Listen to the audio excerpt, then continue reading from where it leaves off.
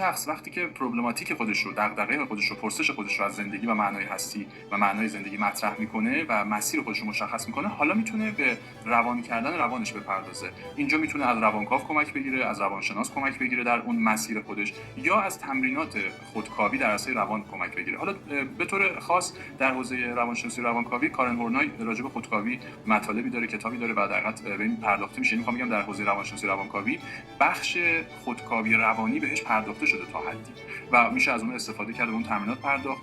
اما تمرینات دیگه‌اش خودش شامل مراقبه و مایندفولنس میشه. مراقبه و مایندفولنس تمرینات عرصه روان هست، روان رو قوی میکنه و در حقیقت روانتر میکنه. همینطور تمریناتی که به مهار گفتگوهای درونی، به مطالعه گفتگوهای درونی میپردازه و به طور کلی تمرینات خودکاوی از جنس حوزه روان که حالا یه سیطره خیلی وسیعی داره، مثل یادداشت کردن ها، مطالعات یادداشت ها، نوشتن تروماها، نوشتن صحنه‌های ملتهب، یادداشت کردن گفتگوهای درونی، مطالعه خواب ها و به طور کلی این عرصه. حالا من به این بهانه میخوام راجع به موسیقی هم یه اشاره بکنم، چون تصور میکنم که موسیقی هم تمرین عرصه روانه. یعنی موسیقی در حقیقت امکاناتی رو در فضای روان مهیا میکنه، در فضای ذهن و بدن به اون شکل کارکرد نداره که در حوزه روان داره.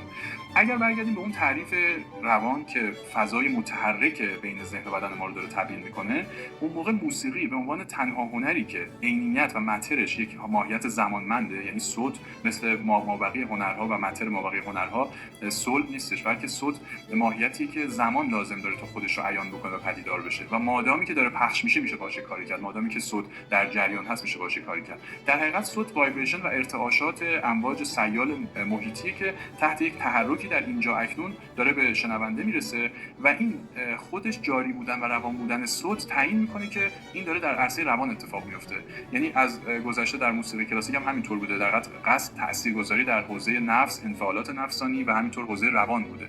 و اینجا در حقیقت میخوام از این یک نتیجه، دو تا نتیجه خیلی مهم بکنم. یکی این که موسیقی اساسا داره در حوزه روان کار میکنه، پس میشه برای روان کردن روان از موسیقی استفاده کرد که کارهای زیادی هم داره انجام میشه. ببینید موسیقی نمیتونه ذهنیت خیلی بالایی برای فرد لزوما بسازه، نمیتونه مثلا اخلاقیات خاصی بسازه، نمیتونه مثلا منطق فرد رو تصحیح بکنه، ولی میتونه روان فرد رو روان بکنه، جاری بکنه، به خاطر اینکه شخص رو وصل میکنه به عینیتی که خودش در تحرکه. و حالا وقتی اون عینیت یک نظام هارمونیکی داشته باشه که رفع بشه تو خودش، اون موقع فرد به واسطه متصل شدن و هم ارتعاش شدن با اون روانش هم روانتر میشه. پس یکی از کارکردهای موسیقی در حوزه روان و روانشناسا و روانکاوها میتونن خیلی ازش استفاده بکنن. به نظر منم حتما لازمه که روانشناسا و روانکاوها سواد و علمی فراتر از انسان عادی و عقل عرفی نسبت به موسیقی داشته باشن، چون اصلا موسیقی کاملا متصل به حوزه روان هست.